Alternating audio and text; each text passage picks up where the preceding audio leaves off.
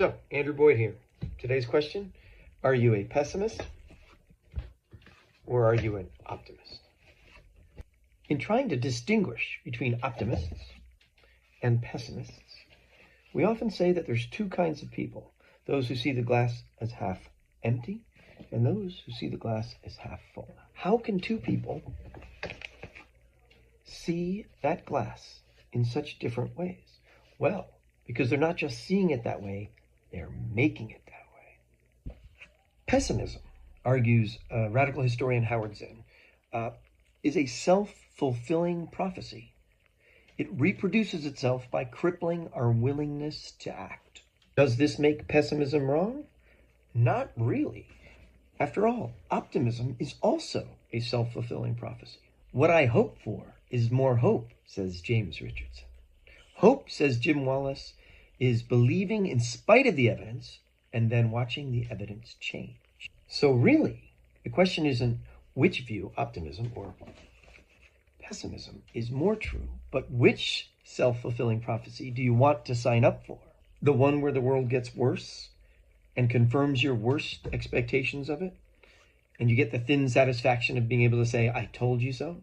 Or the one where the world gets better and confirms your best opinions of it, and you still get the satisfaction of being able to say, I told you so? Ha!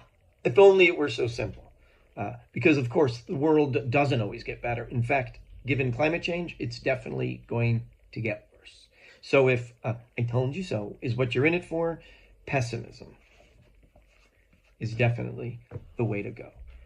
Saddle up, Eeyore, time to ride. But what if the choice between pessimism or, optimism isn't about outcomes at all, isn't about the greater likelihood that one will come true over the other?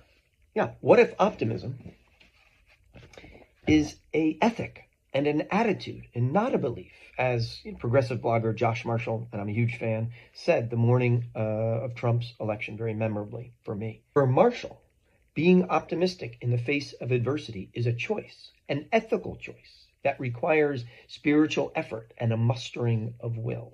When I was young, some author, I think it was Erich Fromm, made the point that courage was not the absence of fear, but the ability to do what you needed to do in spite of your fears.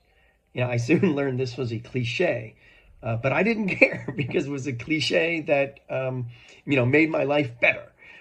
Because I had fears, and I had at times stepped up in spite of my fears to do what I needed to do. Can we think of optimism and pessimism in the same way? An optimist, says Peter Ustinov, and here he flips our expectations totally upside down, is someone who knows exactly how bad a place the world can be, whereas a pessimist is someone who finds out anew every morning. In other words, this kind of pessimist feels entitled to a better world. He's like, hey, you promised me a rose garden. I keep looking around. Where is it? In fact, this kind of pessimist is a ex-optimist who wakes up every morning feeling betrayed by reality. Meanwhile, an optimist is someone who knows and crucially accepts how bad things are and still believes that they can do something to make a difference. Every morning they ask themselves, what can I do to make this steaming pile of shit we call our world a little bit better? Because I know I can. That's an optimist. The optimist is actually a hard-headed realist, whereas the pessimist is a disappointed optimist who can't get over their disappointment. So, is the proverbial glass half full or half empty? Well, the answer, of course, is both and.